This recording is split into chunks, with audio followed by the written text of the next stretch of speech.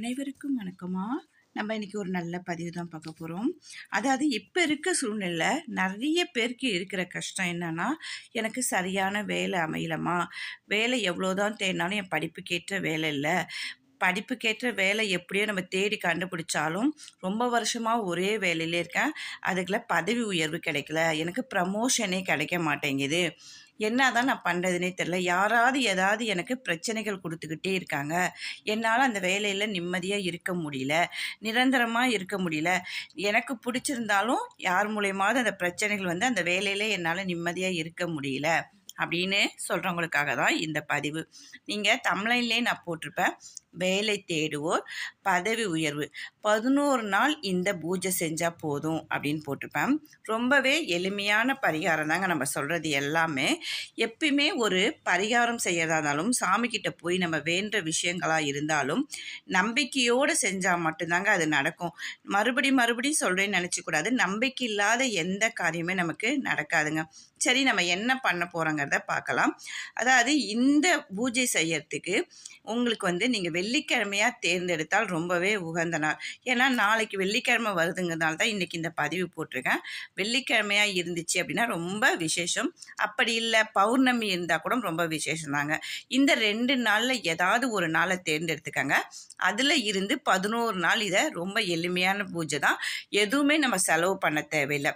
இதுக்கு தேவை ஒரு நாளைக்கு 3 ஏலக்காய் தாங்க தேவை. நம்ம 11 நாளைக்கு ஒவ்வொரு நாளைக்கும் 3 ஏலக்காய் எடுத்துக்க போகிறோம். ஒரு சிட்டிகை, அதாவது ஒரு சின்ன துண்டு அளவுக்கு பச்சை கற்பூரம் எடுத்துக்க போகிறோங்க. வேறு எதுவுமே நமக்கு தேவையில்லை, அவ்வளோதாங்க. இதை வந்து பிரம்ம முகூர்த்தத்துக்குள்ளே செஞ்சுருங்க. ஒரு 11 நாள் மட்டும் கொஞ்சம் காலையிலே எழுந்திருச்சு, வெள்ளிக்கிழமையில் ஆரம்பித்து கொஞ்சம் காலையிலே வேலையெல்லாம், அதாவது பிரம்ம முகூர்த்தத்திலே குளித்து முடிச்சுட்டு நீங்கள் இந்த பூஜையை செஞ்சீங்க அப்படின்னா நமக்கு வந்து ரொம்ப விசேஷங்க. சீக்கிரமாகவே இந்த நல்லது நடக்குங்க. ஏன் பிரம்ம முகூர்த்தத்தில் செய்கிறோம் அப்படின்னா, நம்ம காலையில் எழுந்திருக்கும் போது நம்மளுடைய மனமும் வந்து ரொம்ப அமைதியாக இருக்கும். கடவுள்கிட்ட வேண்டும் போதும் வந்து நம்ம வந்து ஒரு நிம்மதியாக உட்காந்து பொறுமையாக நம்ம வந்து வேண்டலாம். அதாவது இடைப்பட்ட நேரத்தில் நம்ம செய்யும் போது நம்மளுடைய பூஜைகள் கவனச்சிதறல் வரும். வீட்டில் எல்லாரும் எழுந்திரிச்சிருவாங்க, அப்போ நிறைய சத்தங்கள் வரும். இப்போ வீட்டில் குழந்தைங்க இருந்தாங்கன்னா அவங்க கத்துவாங்க. இந்த மாதிரி பல பிரச்சனைகள் இருக்கும்போது நம்மளுடைய வேண்டுதலை கடவுள்கிட்ட வைக்கவே முடியாதுங்க.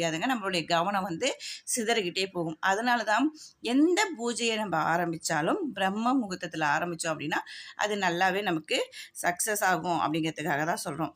இப்போ நீங்கள் ஒரு நாளைக்கு 3 ஏலக்காயும் ஒரு சின்னதாக ஒரு பச்சை கற்பூரம் எடுத்துக்கிறோங்க. ஒரு சிகப்பு துணியை வந்து உங்களுடைய சுவாமி படம், அதாவது லக்ஷ்மி படம் இருக்குது பார்த்தீங்களா, அதுக்கு முன்னாடி விரித்து வச்சுருங்க.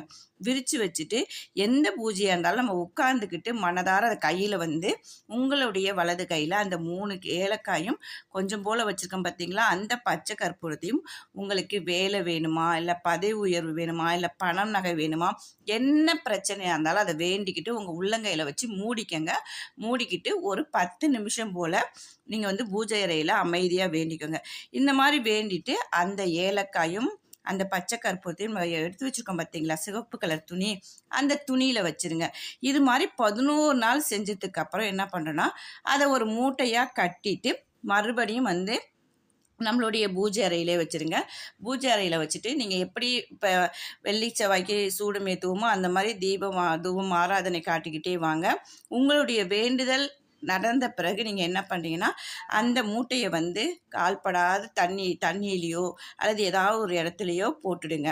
சரிங்களா? இது மாதிரி செஞ்சுட்டு வரும்போது உங்களுக்கு வந்து நல்ல பலன் கிடைக்குங்க. உங்களுக்கு நீங்கள் நினச்சது எல்லாமே அப்படியே நடக்குங்க.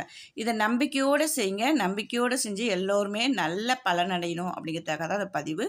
எல்லோருமே நல்ல பலன் அடையணும் அப்படிங்கிறதுக்காக பதிவு போடுறேன். வாழ்க வளமுடன்.